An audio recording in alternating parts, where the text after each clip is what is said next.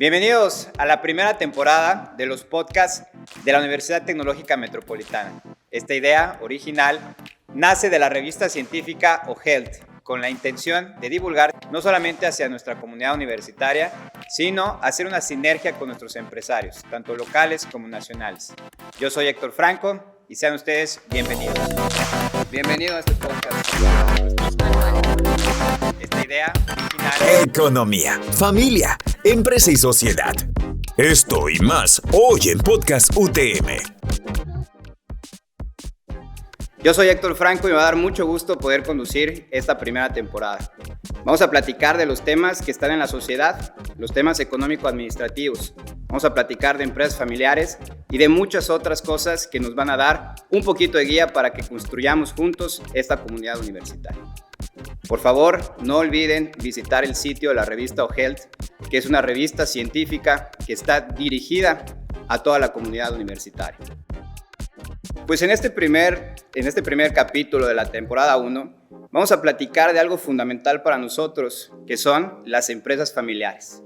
Muchos de nosotros hemos escuchado no solamente el tema y el término, sino que nos damos cuenta que muchos trabajamos en empresas familiares.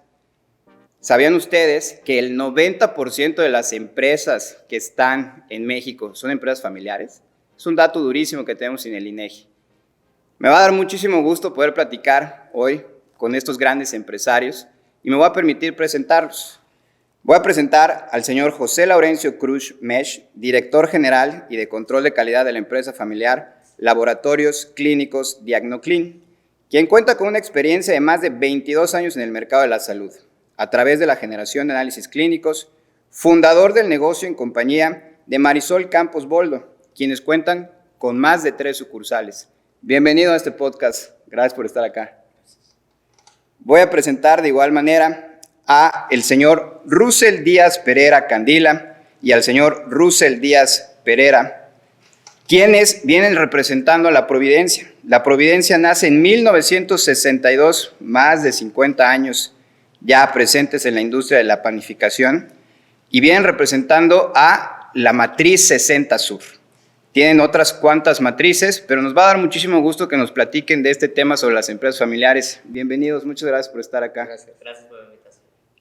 Y por último, y no menos importante, nos da muchísimo gusto poder saludar a Ana Gabriela Q. Castillo, quien es directora general de Torritos, Botanas Tradicionales de Yucatán. Empresa fundada desde 1953 por el señor Julio Torres Navarro en la generación de botanas y como empresa familiar.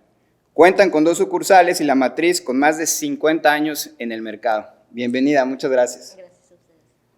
Pues muy bien, ahora sí vamos a platicar un poquito de lo que es la empresa familiar. Ya platicábamos o ya decíamos en una introducción que el 90% de las empresas que estamos teniendo, no solamente en Yucatán, sino a nivel nacional, son empresas familiares.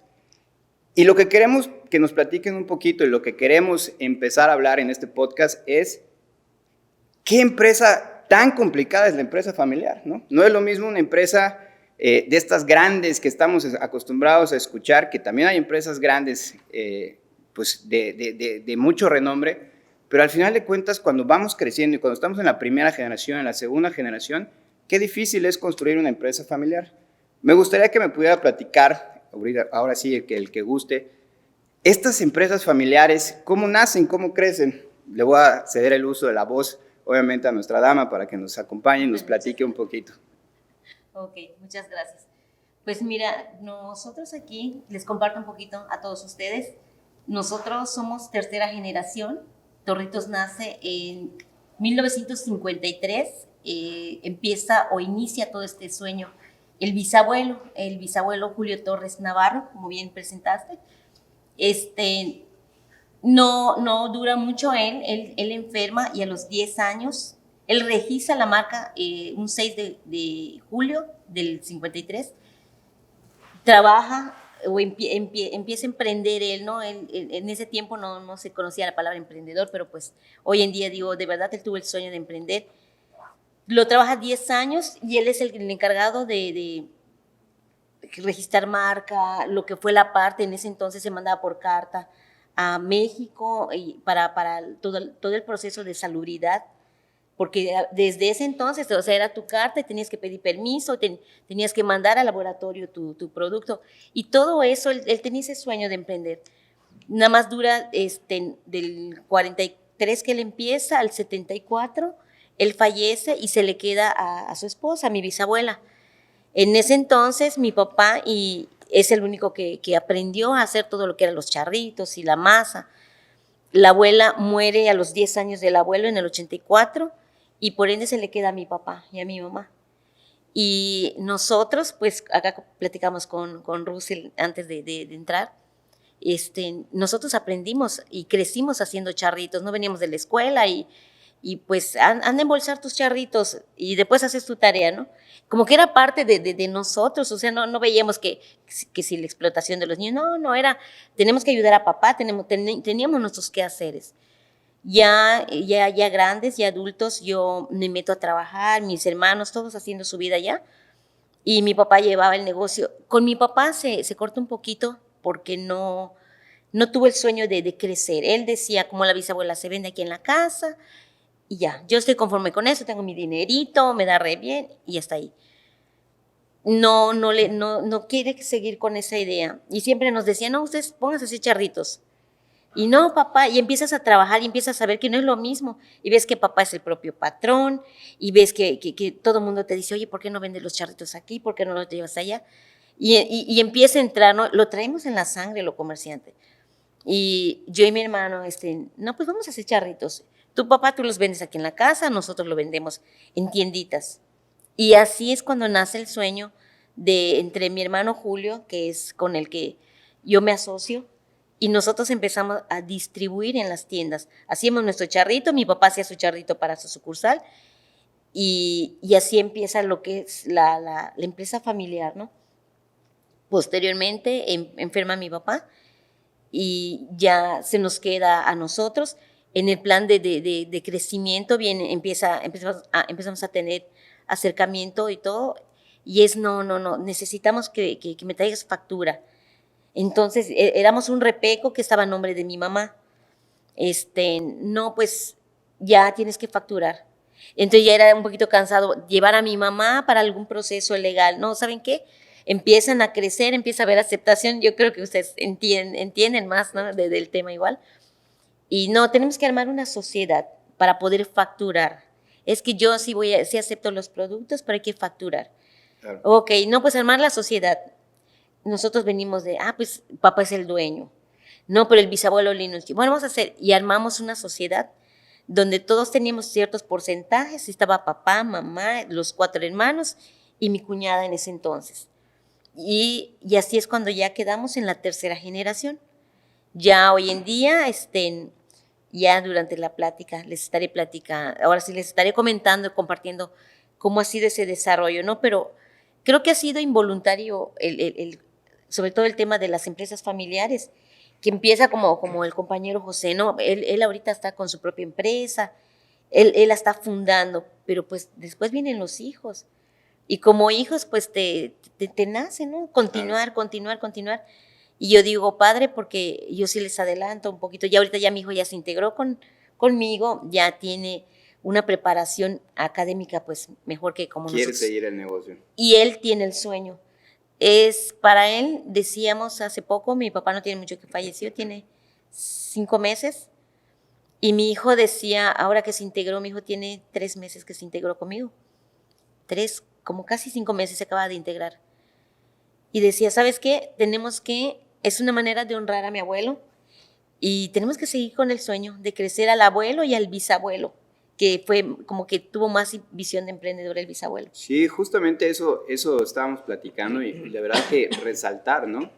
En el 43 usted mencionó que registró la marca. Estamos hablando que son de esos emprendedores de cepa, sí, los que realmente vieron, sí, y tuvieron una visión para poder registrar, para poder hacer, para poder continuar. Sí. Y ahorita estamos muy acostumbrados a, oye, necesito todo el plan de negocios, un plan de negocios que tenga 80 páginas para poder ir y registrar. Sí. Pero muchas veces parte importante de esto es hacer las cosas, ¿no? Sí, muy admirable el trabajo del bisabuelo porque de verdad, o sea, me encanta porque la carta llegaba al mes y para que le contesten, Por allá encontré un tesoro hace unos 10 años, en una bodega de mi papá, una caja con papeles, y la verdad a mí me encanta, ¿no?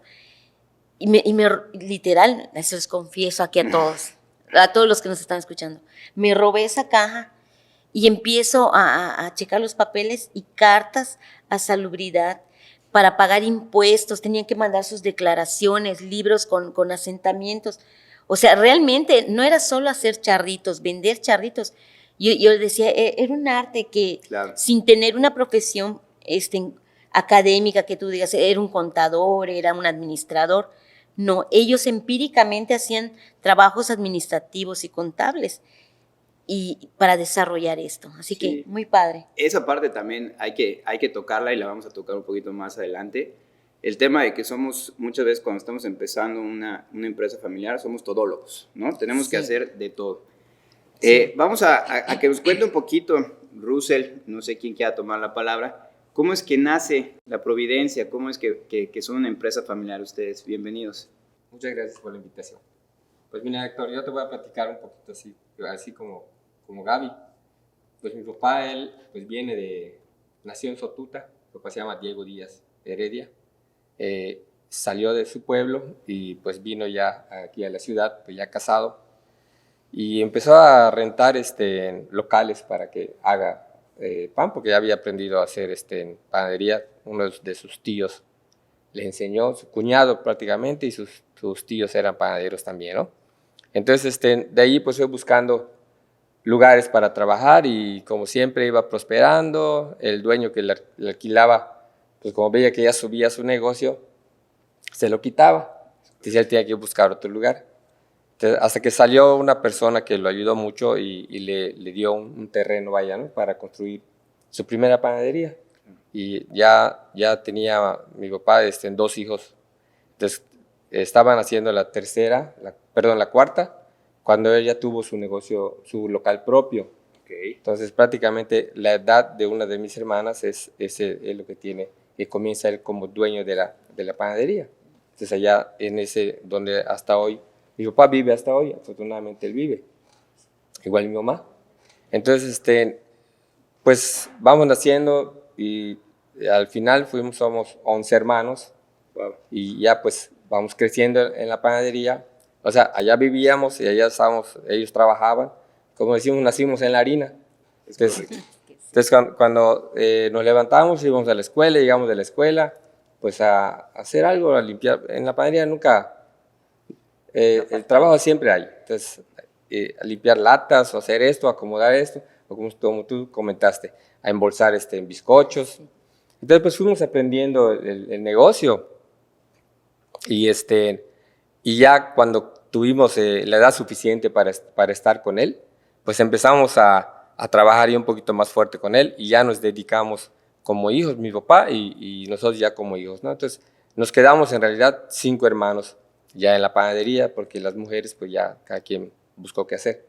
Entonces empezamos a crecer ya el negocio y salió ya lo que es la Providencia. Entonces nosotros ya con mi papá creamos lo que es la panadería y el nombre de la panadería. Entonces ya fuimos haciendo se hizo una primera panadería, luego se hizo la segunda, la tercera, cuarta, y hasta que ahorita nosotros estamos en la 5ª panadería. Entonces ya él, como mi hijo, entonces me está ya acompañando, y así mis hermanos con sus hijos, ellos están creciendo lo que es cada quien su negocio, ¿no? Pero todos siempre llevamos el nombre de la Providencia y pues tratamos de que siempre siga el negocio familiar. Y ahí nosotros, cada quien busca la manera de cómo innovar en sus productos, igual, ¿cómo se llama? Pegados igual a toda la ley, a la salubridad. Entonces, como dices, vamos creciendo también en ese ámbito, ¿sí? Porque mi papá comienza, igual pagaba sus impuestos, igual él perteneció a la Cámara de Panaderos, entonces igual dejaba un ratito su trabajo y se iba a la Cámara de Panaderos y allá le asesoraban para poder hacer todos los movimientos fiscales o las cosas de salubridad, que igual pues antiguamente pues era mucho más fácil, era más tardado, pero era mucho más fácil, era más personal, vaya. Ahora siempre es así, pero es un poquito más tardado, hay un poquito más de como requerimientos, De exacto. burocracia. Sí, no quería decir esa palabra, pero es la verdad. Los trámites, ¿no? Sí. así es. Pues la verdad es que van dos historias que realmente nos empiezan a cambiar la perspectiva para todos los que nos están viendo, de que cuando se quiere emprender, se puede hacerlo, ¿no? Y que toda la familia y que todos los que están allá pueden apoyar y que sigan apoyando no solamente el tema de la panería y el tema de los torritos, sino que al final de cuentas también es un apoyo familiar lo que estamos viendo. Claro. No es solamente del negocio, por eso es tan importante una empresa familiar. Vamos ahora sí con don José, que nos platique un poquito cómo es que nace la empresa y por qué es una empresa familiar. Ahorita que es primera generación, ya nos platicaron un poquito de segundas y de terceras generaciones. ¿Cómo es emprender hoy en estos tiempos tan complicados? Bueno, pues como ya escuchamos, son dos historias diferentes y mi historia es diferente. Y siento que es un poco más complicado el comenzar un laboratorio clínico. ¿Por qué? Porque necesitamos años de estudio. Si tu hijo no estudió análisis clínicos, no lo puedes transformar poniéndolo a lavar tubos nada más, ¿no? Claro. Sino que ellos tienen que estudiar, tienen que prepararse, ¿sí? Y no todos los hijos. Actualmente los jóvenes se les complica mucho saber hacia dónde van, ¿sí? Y aún siendo yo profesionista, me fue muy difícil decirle a un químico, a un hijo que estudie química. Solamente aceptó una, ¿sí? Que es la que solo pues, a una convencí, ¿no? Es la única que convencimos, ¿sí? Y entendió parte de que alguien tenía que continuar el negocio. Esa es la idea. Realmente mi esposa Marisol Campos, que es química farmacobióloga, y yo, pues simplemente comenzamos como comienza con cualquiera. Vamos a poner un laboratorio, ¿sí? Pero con un gran deseo. Nosotros en mi población, cuando comenzamos, ya habían 3 laboratorios, ¿sí? Pero sentíamos que el pueblo necesitaba más. El pueblo no necesitaba análisis clínicos, sino que necesitaba análisis clínicos confiables, ¿no? Y entonces fue la visión que nosotros hicimos cuando entramos, dar lo mejor de nosotros. Pero no son los análisis clínicos nada más, sino que el entender que lo que las que vamos a servir son personas humanas como yo, y tienen que tener un buen trato, tienen que tratarse como se merecen, aplicar la regla de oro. Trata a la gente como a ti te gustaría que te traten, ¿sí? Y eso es lo que mi esposa y yo implantamos desde un principio, ¿sí? Muchos retos, muchas cosas que no sabíamos, como cuando no conocíamos las normas de los laboratorios clínicos, ¿sí? No sabíamos cómo avanzar, pero sí, como teníamos el deseo, nos fuimos a lograr todo eso. Wow, qué historias acabamos de escuchar. La verdad es que es para nosotros, pues no solamente un tema de aprendizaje, no solamente para nuestros alumnos, sino para los que nos están viendo, el emprender y cómo llegar a emprender. Hablábamos también de un tema muy importante sobre la salud. En los laboratorios clínicos, cuando hay un usuario, generalmente no la está pasando bien, ¿no? Es difícil que cuando una persona va a hacer análisis clínicos o a un chequeo, esté sano. Ese es un tema que hay que ir cambiando y que hay que ir metiéndonos, no solamente pues todos los que estamos acá. Cuando estás en un análisis clínico es porque algo te está pasando. Y si no hay un trato humano y si no hay un trato que realmente puedas sentir, pues evidentemente eso se va a ver reflejado también en tu salud. Y evidentemente del otro lado de la empresa familiar, pues va a estar mucho más complicado seguir teniendo la captación de clientes que uno espera.